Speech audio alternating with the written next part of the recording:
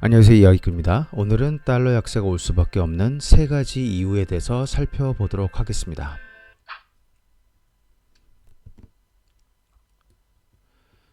얼마 전에 위안화 하락은 원화 하락을 유발해 위험해질 수 있다고 말씀드렸습니다. 지난 2015년과 2018년에 발생한 위안화 급락에 따라 원화 하락이 발생하였습니다. 위안화 급락 시 코스피의 급락이 발생하기 때문에 조심해서 나쁠 것은 없습니다.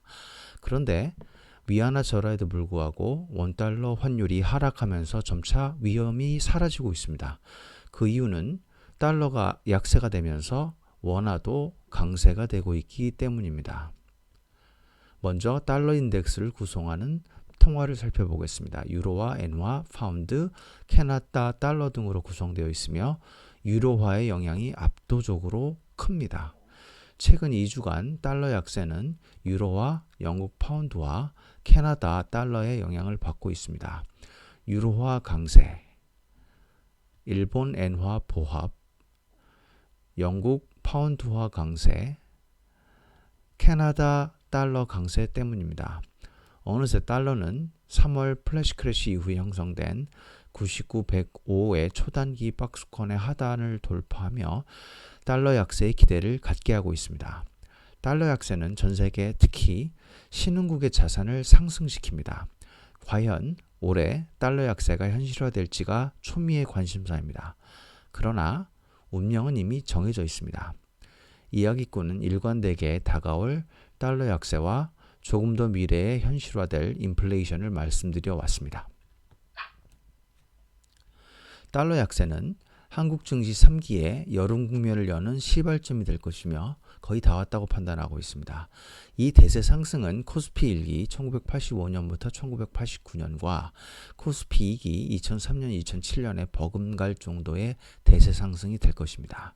인생에서 몇 번 만나지 못하는 초대형 기회로서 40대 이상은 이번 대세 상승에 동참하지 못하면 경제적 자유를 얻기는 매우 힘들어질 전망입니다.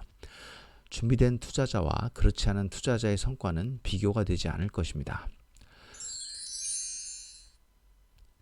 달러 약세를 형성하는 금융 생태계 세 가지를 살펴보겠습니다.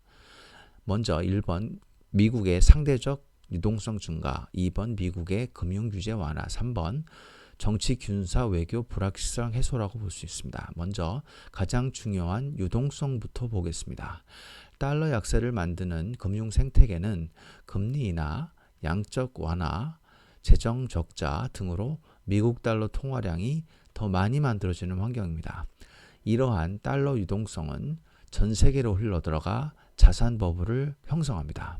1980년대 상반기 달러가 초강세였던 이유는 연준 의장 폴 볼커가 1978년 이후 인플레이션을 잡기 위해 제조업을 희생하며 초고금리를 시행했던 것이 가장 큰 요인입니다.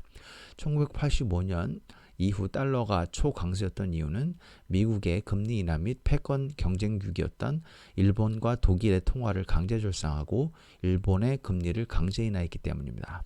1990년대 후반 달러가 강세인 이유는 미국의 금리 인상과 아시아 외환위기 때문입니다. 2000년대 달러가 다시 약세가 된 이유는 미국의 제로금리와 재정적자 때문이었습니다.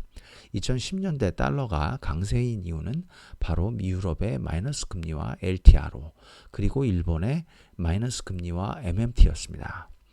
2020년 3월 플래시 크래시를 통해 이제 미국도 다시 제로금리로 내려왔으며 네 번째 질적 양적 완화로 역대 최대의 유동성을 투입하고 있습니다. 질적 완화는 미국 역사상 유례가 없는 통화 정책입니다. 6년간 QE1, 2, 3를 진행하면서 4조 달러 정도를 투입하였는데 QE4는 불과 2개월 만에 3조 달러를 투입하였습니다. 이제 연준의 대차 대조표는 7조 달러를 돌파하였습니다. 올해 연말이 되면 8조 달러를 돌파할지도 모르겠습니다. 두 번째, 미국의 금융규제 완화입니다. 미국의 금융규제 완화 조치 이후 1년 전으로 달러 약세가 시작되는 경향이 있습니다. 1984년 주택대출 금융규제 완화는 1985년 제1차 달러 약세를 이끕니다.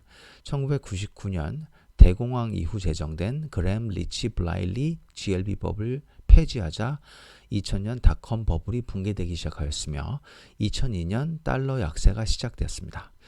2020년 1월부터 벌코룰이 다시 일부 완화되기 시작하였으며 이것은 달러 약세 압력으로 작용하고 있습니다. 마지막으로 미국의 군사, 정치, 외교의 불확실성을 보도록 하겠습니다. 현재 미국이 대선 기간임을 감안해야 합니다.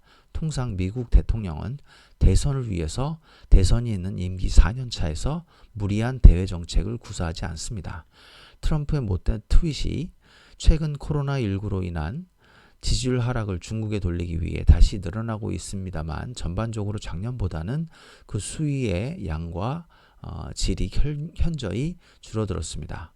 그러나 대선을 앞두고 트럼프는 무리하게 중국을 몰아붙여 미국 경제가 더 나빠지게 하기는 어려울 것입니다. 실제 미국 대선이 있는 임기 4년 차에 증시의 연간 상승 확률은 매우 높습니다.